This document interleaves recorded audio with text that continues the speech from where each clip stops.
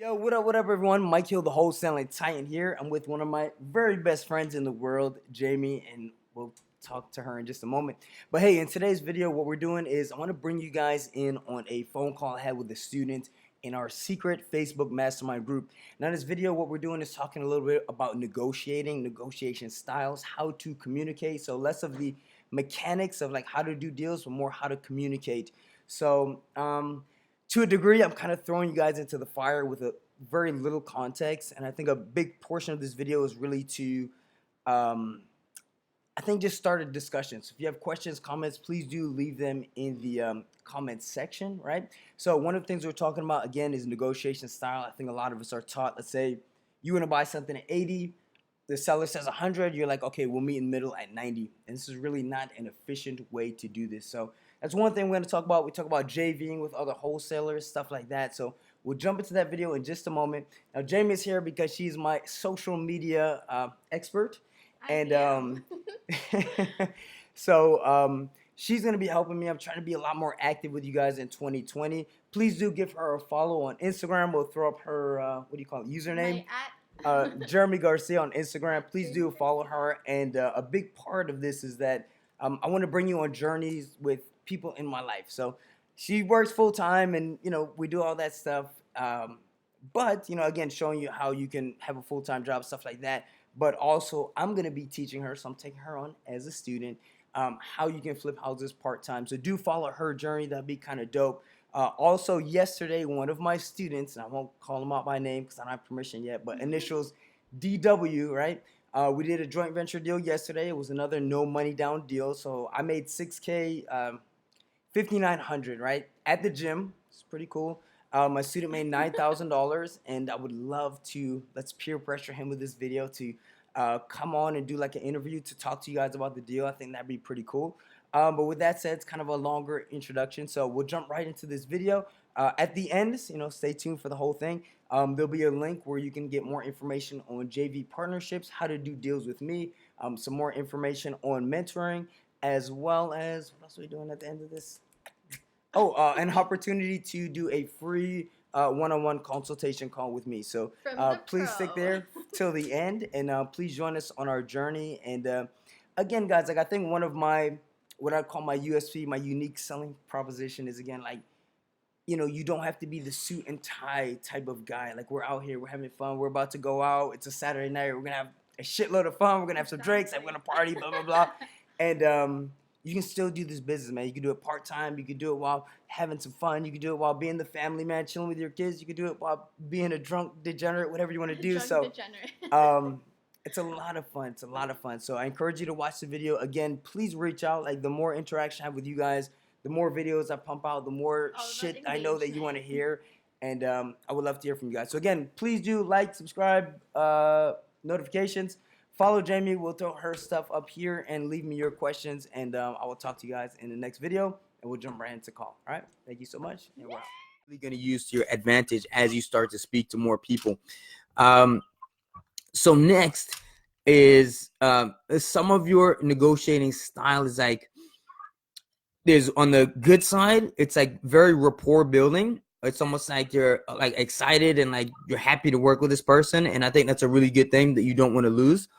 There's the other side, which is like a little bit too much accommodating to the person, right?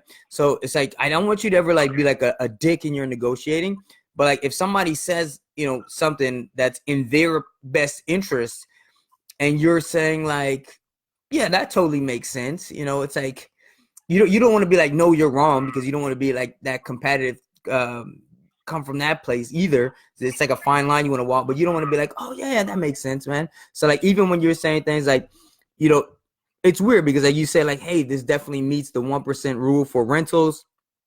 It's awesome to hear about the revitalization, which is how the guy is trying to sell you.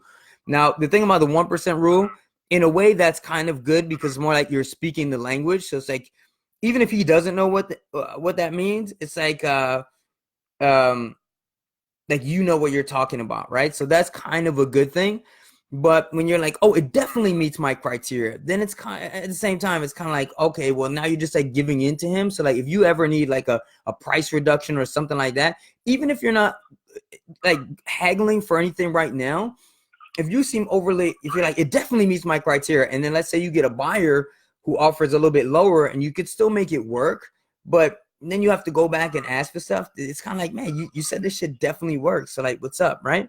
So I just kind of wouldn't go like, yeah. I just wouldn't go like that, agree that much. Like even when there are things that I agree with, you know, I'll even like kind of like sigh if I'm on a phone call, but I mean, I guess, man. Yeah, I will see, you know, even though if I know if it's a good thing. Now, the other thing is like this guy's trying to sell you on their, you know, basically it's an up and coming area, right? He's telling you about, what's the shit he's telling you about? I forgot. There's a new Starbucks. It's like Amazon. There's Publix. It's like booming over there. That shit's great. And here's the thing. When you talk to your buyers, you're going to tell them the same thing. You're going to be like, man, there's a new Starbucks. There's Amazon. There's Publix.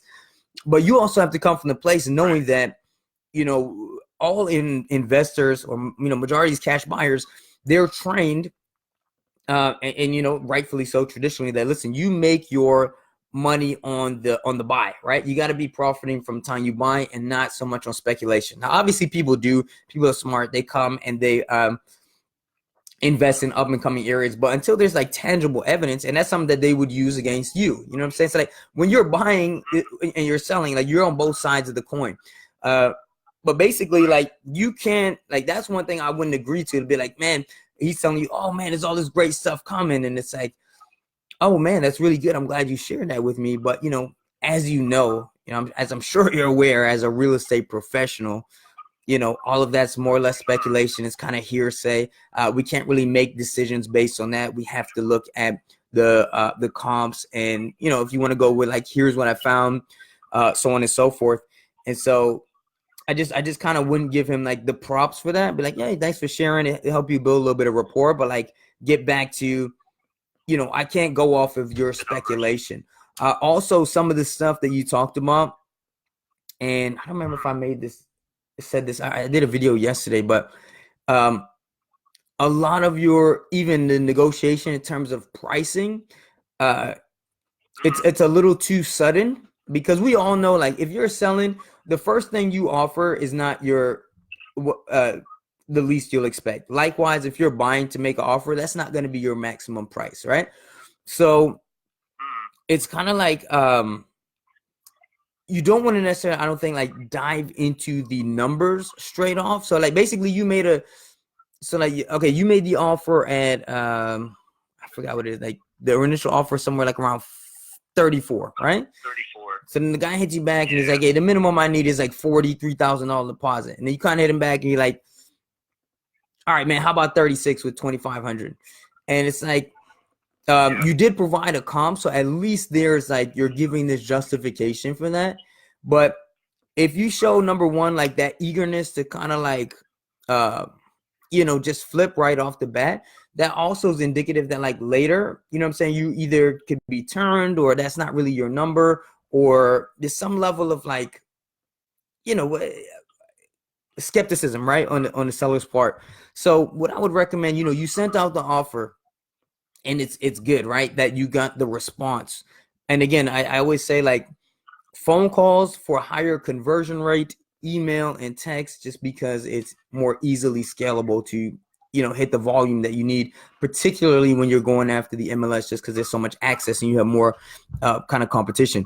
But, you know, at this point, when the guy is throwing out a number back at you, you know, he's at least telling you like, hey, there is a deal to be made. So at that point, man, this is the time where I would follow this up with a phone call. And really, this is where you want to dive into not the numbers, not the comps, not the area, not that shit, but you want to dive into, let me figure out this guy's primary driver emotion, this PDE. What is the shit that this guy is trying to accomplish? And that's when you get into, hey, man, thanks so much for, you know, responding, blah, blah, blah. You know, you talk a little bit. So let me find out, you know, why are you selling? You know, you go through the whole script that we have in the program.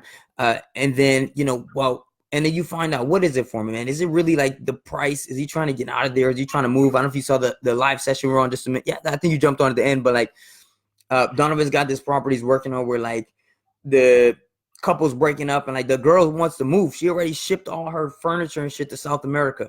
So like for them, we know time is more important, at least for her, than necessarily the money, right?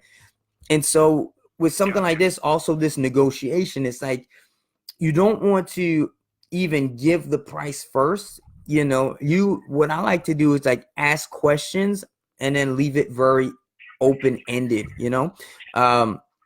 And I like to use awkward silences, to be honest. So, hey man, I see you're looking for 40,000. You know, when I made the initial offer, I did look at all the comps, and you know, I'd be happy to send you a comp of some of the stuff we're looking at. Again, as I explained to you, you know, we're investors. We're not looking for some crazy return, but we do need to make sure that there's return on our money after we, you know, pay for closing costs and holding costs, and you know, the cost of repair and permits and all that. I mean, you know how it goes, right? Then the guy's obviously gonna say, yeah. He's not gonna be like, no, man, I don't know what you're talking about. Right? So it's like, yeah, you know how it goes, right? So you know, that's how we kind of came up with that number based on everything that I looked at. I'd be happy to share it with you. I see you're looking for 40,000. You know what, and you basically just ask him, you know, why does he need that? What makes him come up with that price? Is it a mortgage payment that he has? Essentially what you're getting at is, you know, if I'm trying to make some money off of this and you're asking 40, like, how am I supposed to do that? Right. And then you just kind of leave it open. And then, you know, with that, it's like, it's such an awkward silence. Like the guy has to feel it. He's got to say something. And then you kind of get him on his like backpedal a little bit. Wow. You know, maybe I could go a little bit lower. And then what I also do is say, you know, we are looking at a couple different things in the area.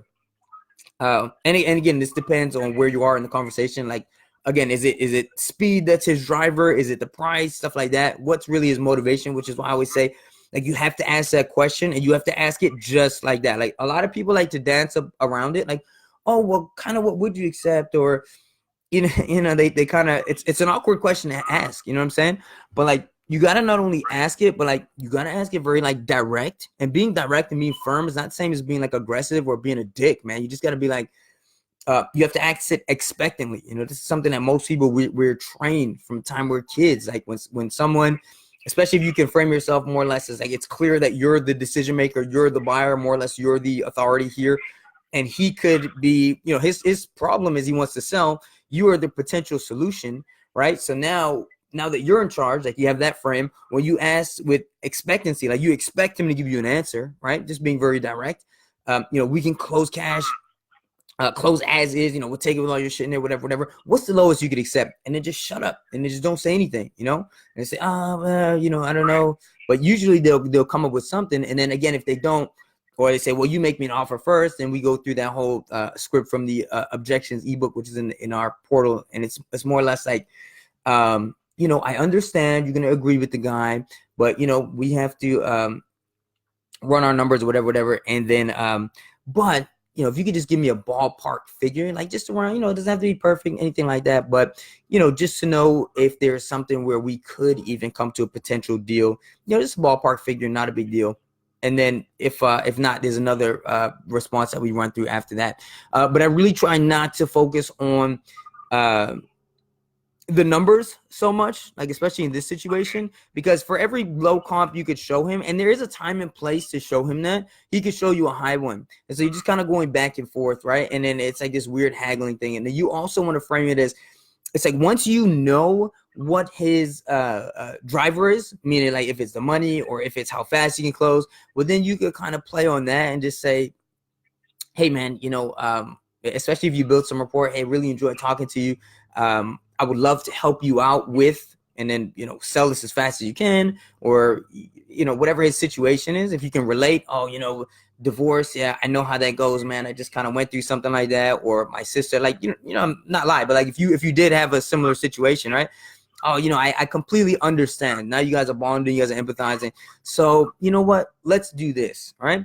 And then why don't you just, you know, tell me where you need to be, right? You know, I've got my partner. We're looking at a couple things in the area. This guy wants to, he wants to move on something fast. I really like working with you or talking to you. I think that we could probably do something that works for the both of us.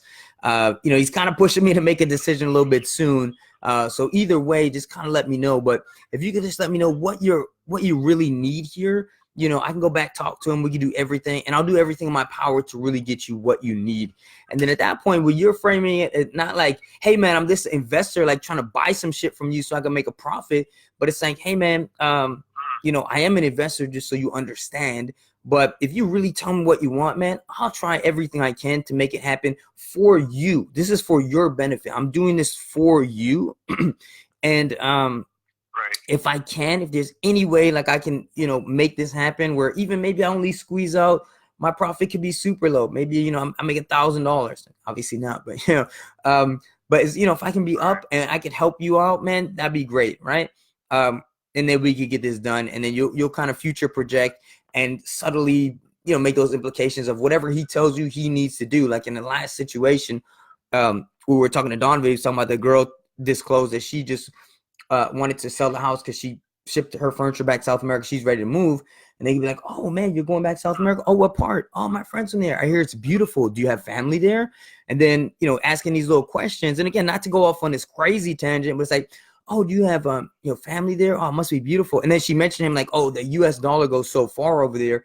And it's like, okay. And then like at the same time, she's now imagining herself in that situation, right? So she can like almost taste this problem getting solved. And then at the same time, it's like having that conversation, and now these positive emotions of the goal that she's trying to hit is now like subconsciously connected to talking to Donovan. So at this point, it's not as and again, that's all happening like subtly, subconsciously. So it's not so much like, well, you want 30, I'm gonna, you know, you want to ask 40, I'm gonna pay 30. Well, this comp and this comp, and let's just pay 35. It's like, you know what I'm saying? So that's kind of one thing that yeah, I would like to emphasize here. And then again, like as far as the comps go, so that's like the main thing I want to talk about. And also I don't know how much time you have. We can come back to this in just a second to look at the comps with you. But if you do have to run or whatever, and I do have a call, I think at 12 too, so I might have to jump off. I can send you that stuff by email. But we'll take a look, and then there's a way to do it. And then if you're still in RealFax, if you had the professional plan where they used to just charge like by state and county, they recently just redid it where if you had the all county plan for your state, you basically have all the states in there now. So you could look at the Florida properties also, but I can show you how to do that too. And then, so what we were talking about just now is like a lot of like emotional decisions, right? Like how to make people make those decisions emotionally. And then, you know, you're also connecting with people and building rapport. And like in the last week, like that's worked out really well for some of our other students, and a lot more, you know, I've had like 2 students in particular go on appointments, and they were like, you know, even nervous and stuff. And at the end of the day, they were like, man, we didn't even talk about numbers. Like we just talked about kind of like, and again, you don't want to like just talk. There is an objective. You always want to have that in mind, but it's like sometimes you just connect with people, and it really does help. But then there is a time like, so that's what we're discussing. There's like the emotional side, how to figure out what their goals are so you can help them achieve that, what their motivation is. And then obviously the other stuff you need from the script, like make sure they have equity in the property so you know what the mortgage balance, all that stuff, to know if there's a deal there. And then there's a time or certain place for certain people where they maybe are more rational minded. Typically most people, you know, start on, like I said, that just more personal level. But then for those guys, we can put together the information. I can show you, especially if you're still in RealFax, how to essentially create the like reverse BPO, which is like, you know, and like a typical broker's price opinion. Basically, an agent goes out, or they might look at comps, but a lot of times they go out to the property, they'll take pictures, they look at comps, and they draw up what they think the value is. So kind of like an appraisal, but it's not by a professional, so it's only like $50 as opposed to like 500. But basically what we do is, you know, that's like when you're selling, you can do that. But when you're looking to buy from a seller, you do the reverse of that, which is like you look at the comps and you basically just show them all the lowest comps, because, you know, you gotta be a little bit conservative. It's your money, like it's cash. You know, you're an investor, you're not a home buyer, stuff like that. So let's before we and I want to see if you have questions too, but let me just talk to you before we run out of time or forget about the other situation with the other wholesaler, right? So yes. All right, so you were saying, All right, you have this deal. So what's the? What's that? Oh no, sorry, no, I didn't catch you. Okay, so just really quickly, before we do questions and or we get to jump off, the West Palm property, right? 3508. Okay, yeah. So I did look at this one. The seller accepted your offer as 63. I looked at the comps. I know the area. If you can get that, I think this is the one I looked at. I'll double check, but I'm pretty sure this is one I could sell at 63. Depend as long as the comps are not repair estimates are not too bad. Yeah, I think this is what I'm talking about. Yeah, I can sell this. Okay, so if it's from another wholesaler, now here's the thing. You didn't make the offer yet, all right? Or I'm sorry, you didn't get the contract executed yet. No, what they did is they sent me a contract online, basically for me to sign and agree to the assignment fee for the wholesaler. But I didn't sign it, and after you talked to me yesterday on Facebook Messenger, I just sent them an email real quick and said, hey, knowing that this is a wholesale deal, rather than do the flip myself, I'm thinking that I prefer to, if you're okay with it, to JV this wholesale deal to another flipper I have in mind. So that's basically what I last said to them yesterday, and that was around probably 2-3 p.m. Eastern time. Okay. I haven't heard from them yet, but I can definitely follow back up with them. So yeah, okay, so here's the thing with that, right? It's not like it's impossible to do deals with other wholesalers. And also depends on their level of experience. Like an experienced wholesaler is going to ask you for the terms that I'm about to tell you, but sometimes you get newer guys and maybe they don't know, or they're a little bit more open, or they have some flexibility in a couple ways. So I'll explain to you in 1 second. But so typically, if it's coming from another wholesaler, remember, like the way we operate is like we tie the property up for only a limited amount of time. And for the average wholesaler, that's probably just going to be their inspection period. Sometimes it can go over. Sometimes they have a long inspection period. Sometimes if they have a low deposit and they don't mind risking it, it can be a little bit different. But if they send you a contract, and matter of fact, if you could email me what they sent you so I could kind of break it down for you, in most cases, they're going to be looking for that commitment, right? So they're going to want to ask for a high deposit, non-refundable, and the biggest thing is their contracts typically going to have a 0-day inspection period. So unless it's like you're in a situation where you have a buyer that definitely will buy in that area, your deposit is going to be non-refundable, right? So it's a risk that you probably don't want to take. If they're smart, that's what they're going to say to you. But like I said, if someone has a 30-day inspection period on their contract and you ask for 7, maybe they'll give you a contract. And then in that case, that might work. With some wholesaler contracts, it specifically says you may not advertise and or assign it, meaning like double assign it, right? So that could be problematic also. So it's not that like from your perspective, you need, and then the thing too is like they have a seller like counting on them to close. So now if they think you're the buyer and you're going to close and then you cancel last minute, then like they probably at that point maybe went over their inspection period and they cancel with the seller in the last minute. It just kind of like screws everybody. So that's why I say in those situations, it's not necessarily good, but like it can be done. Like I said, especially if they're willing to, especially if you think you have a buyer who's definitely like really solid. And I use the term definitely like loosely, man. Like I had a guy who bought like 8 properties from me in a very short amount of time. And then he went out to see another one that I had. And he told me he went out to see it twice, actually. And he was like, Mike, it's definitely a go. It's a go. It's a go. And usually I wait until I have the earnest money and I have a signed contract and stuff like that, before I say it's a go. But because we had that history, I was like, okay, it's a go. And so I went over my inspection period, meaning my deposit with the originally seller went hard. And then he told me a couple of days later, he was like, I can't do it. I was like, dude, man, if you're saying to me like just tell me if it's tentative. Be like, I'll probably do it, but I'm not sure. You know, then I would have gone back to my seller and asked for maybe an extension.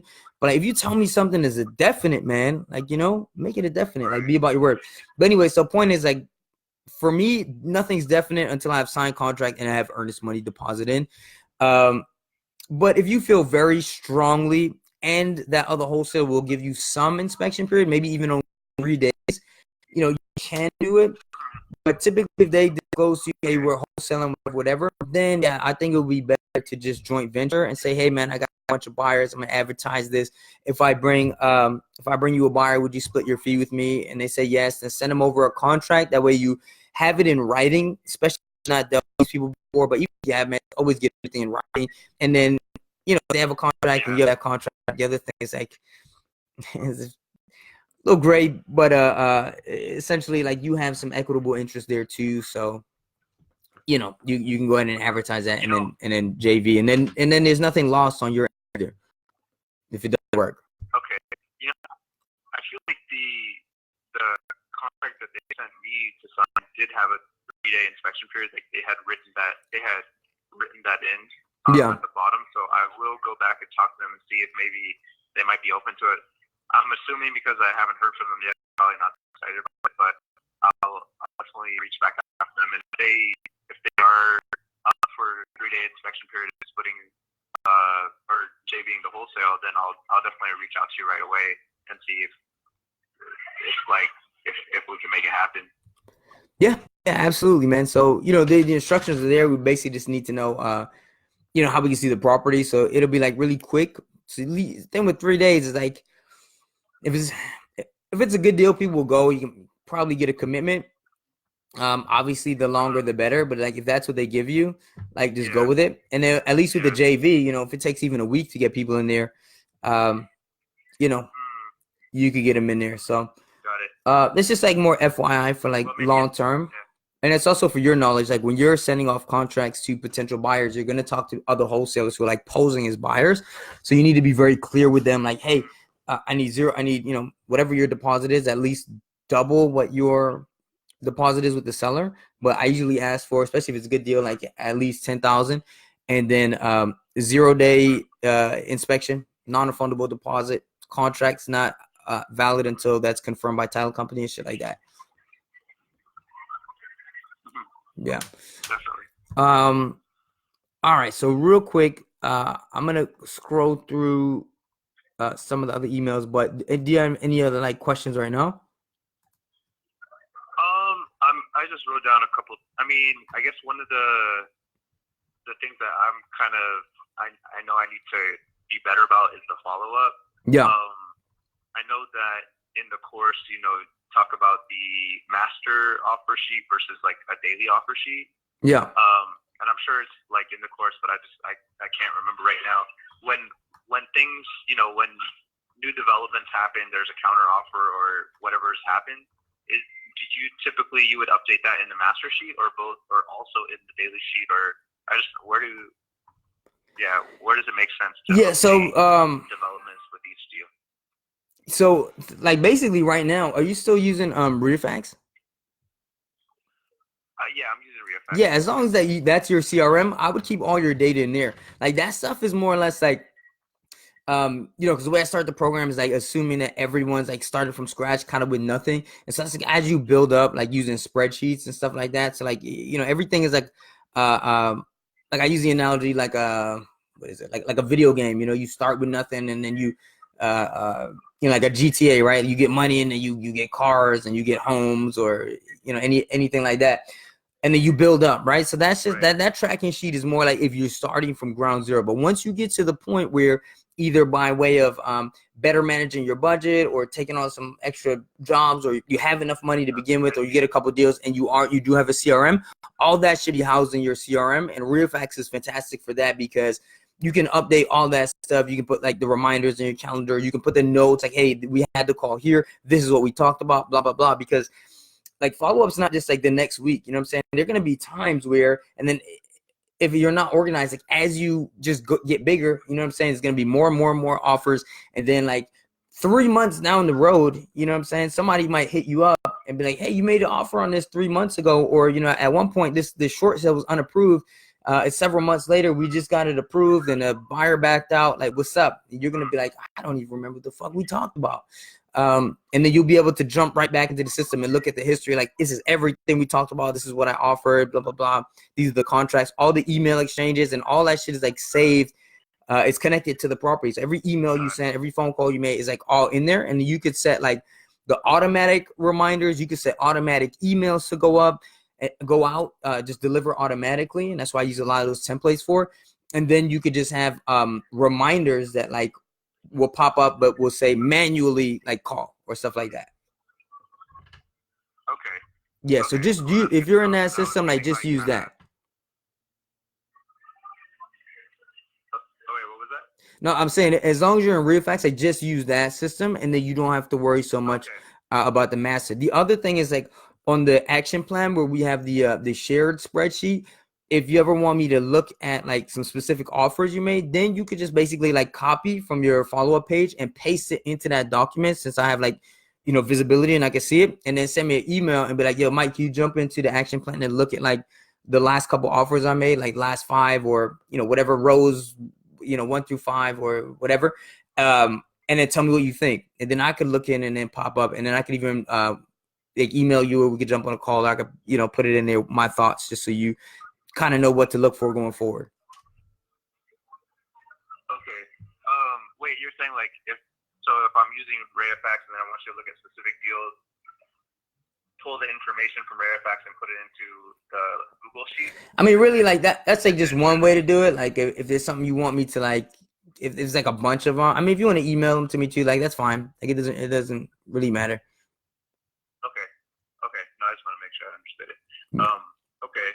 And then I think that was pretty much, that the main thing I'm struggling with is just following up, essentially calling and emailing. It's like, I know I'm just kind of starting out, but it does take me I feel like it takes me a lot of time and energy to like research each property, and like, just do the comps, and then to later, I do that for a few hours. Okay. And then later, to follow up is like where I know I need to spend more time. So, but anyways, and you're full time now, right? Did you left the job already? Yeah. Okay. I did, yeah. So let's do this. The action plan, right? Just try to make sure that you're filling in daily, and then shoot me an email to let me know so I could see what it is that you're specifically doing, and then again I could take a look at the offers, and then from there I could give you that feedback, and then I can also help you put together like basically the schedule in terms of like how often you want to follow up and stuff like that. And like once I don't know if you filled in the schedule yet, but like once you fill in the portion with your schedule, then I can help you like kind of like just to the best of your ability, and then I can help you like fill it in, and then we could always jump on another call or something like that, and then I could be like, okay, this is what I said, like how feasible is this for you? And then at that point, then it's like, okay, well, this is what you're committing to right now. So no matter what else happens, like if we're gonna make this commitment together that you're gonna do this right now, like these are the most important tasks that you got to do. It's not like, when I get a lot of people, man, they watch like, 10 YouTube videos and 10 webinars, and then like there's like all these different strategies. So now they're trying to do everything. It's like it's just overwhelming. So it's like, all right, we're gonna commit to based on your your budget, your time, your schedule. This is what you're telling me you can do realistically. So now we're gonna commit to this together, and it's only gonna be like 1 or 2 things, but like that shit gonna happen every day, right? And then this has to be followed up with every day. And once we do that, then that's something that I give you feedback and course correct, and then we'll talk about like specific numbers and shit like that. And then because of the strategy that we're using right now, this is more or less strictly a volume strategy. It's like you're gonna have that inverse relationship between like time and money. Like if you got a bunch of money to throw at this shit, it's gonna take you less time. If you got a lot of if you don't have as much money, it's gonna take you more time. But it sounds like, and we get email back and forth about this. Also, I gotta go here in just a couple minutes.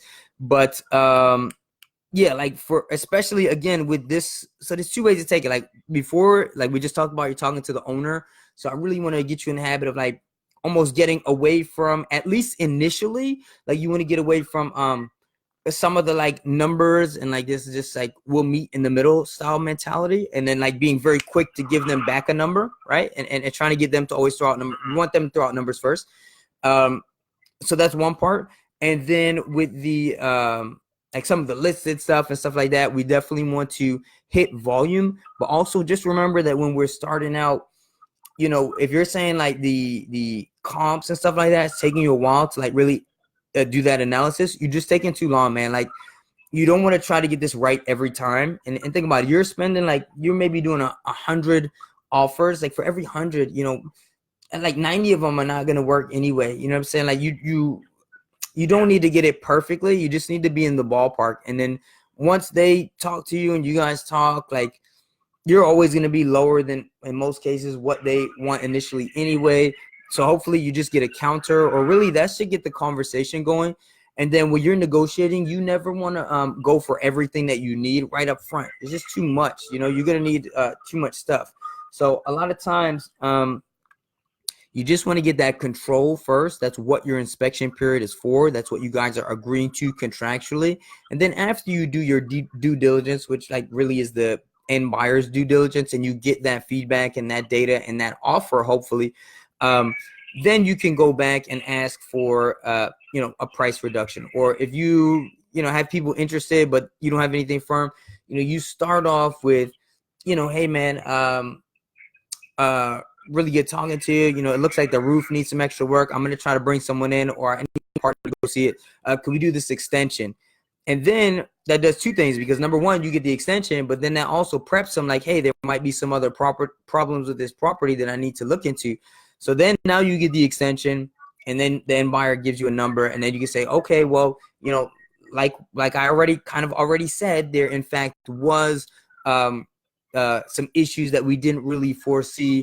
And so, you know, we're still ready to move forward, man, but, you know, we need XYZ reduction. And so when you like break it up into steps, it's a lot easier for the seller to swallow. It's a lot, you know, they're more invested with the deal because now they've been working with you for some time. You've been showing up maybe to a couple of appointments. You guys are talking in contact.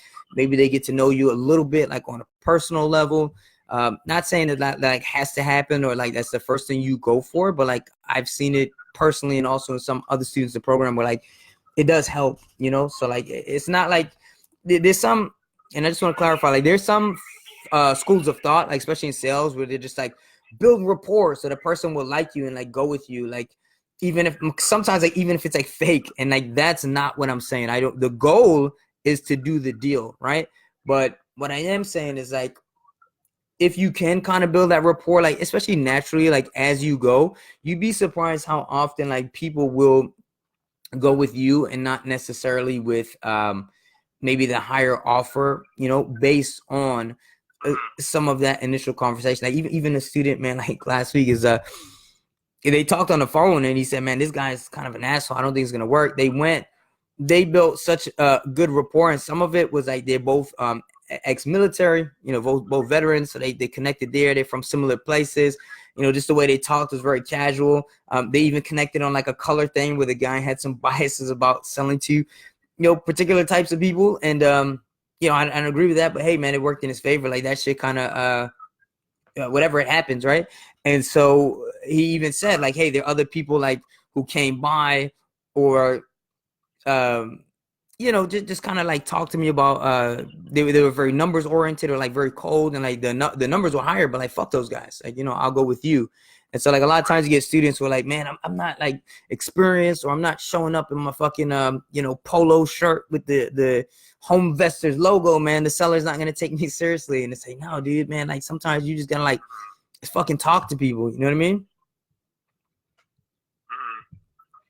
Yeah, man. So, shit, man. I want to give you some more time for some questions and stuff, but that went a little bit faster than I thought because I do have to jump on another call. But so to end this like more actionable, I'll look into like the specific comps on this email you sent me, so I'll give you some feedback on the numbers and like what I think of the specific numbers you made to just make sure that makes sense. So I'll confirm that for you. And then if you could like, especially like, let's make it for like the next week, right? Put into the action plan. And I don't know where it is right now. usually I check that, you know, when I get notice from you guys. But it definitely commit like for the next over the weekend. Make sure you put the schedule in and stuff like that. The stuff that like has to get done that doesn't change, and then the blocks that are like definitely open, like indicate that in there, and then make sure that's done so I know where we can like plug things in. We talked about the budget stuff or whatever. If anything's changed, just let me know there. And then for the next week, I'll check in on you and make sure that you are putting in specifically what you're doing, the offers, the numbers, stuff like that. And then we'll have some data to work with by next week. And then obviously, like, we'll talk through the week and stuff like that, but at least we have that to see like how the schedule's working out, like how, and I could get a feeling for like, okay, if you say it's taking you this long, do your analysis, like, why is it taking that long? And if we just did less of whatever you're looking at, maybe you're looking at too much stuff, then we could basically double the number of offers that you're getting done in a day and shit like that. So we'll go from there. Cool. Okay. Yeah, sounds good. I just I don't know, just because it's like the holidays coming up. Like, Yeah. I'm gonna like be visiting some family, so I wouldn't be like normally I'll be putting in much more time like I am right now. Okay. But like next week I'm going to, for example, LA where I have family, so I'll have a little bit less time. But in general, I'll put into the daily action plan. Better tell your family to make you some offers, man. I said tell your family to make some offers. No, man, that's cool, man. Listen, it is the holidays. Like, I do encourage people. Like, I think honestly, it's like time of year where you could almost like get ahead because so many people like slack off. People like, oh, real estate doesn't sell as well. Realtors, like everybody just kind of slacks off, you know. So there truly is a real competitive advantage to getting like extra hungry around the holidays. And like, don't get me wrong, man. I love the holidays. Like, I hang out too and stuff like that. But I try to ramp things up, and then it also builds like an amazing momentum to go into the next year, as opposed to like slacking off and then having to do this 180. Oh, I'm gonna hit all my resolutions last minute.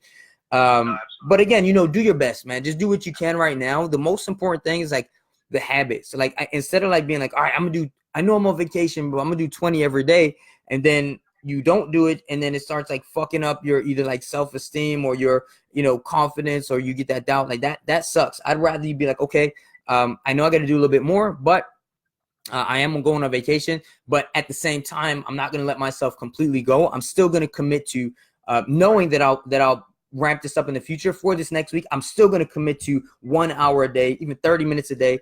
And at the very least, I'm going to send make sure that my sheet has 5 offers every single day. It's only an hour, even though I'm on vacation. Bam. And then get that, and then do it that way. Right.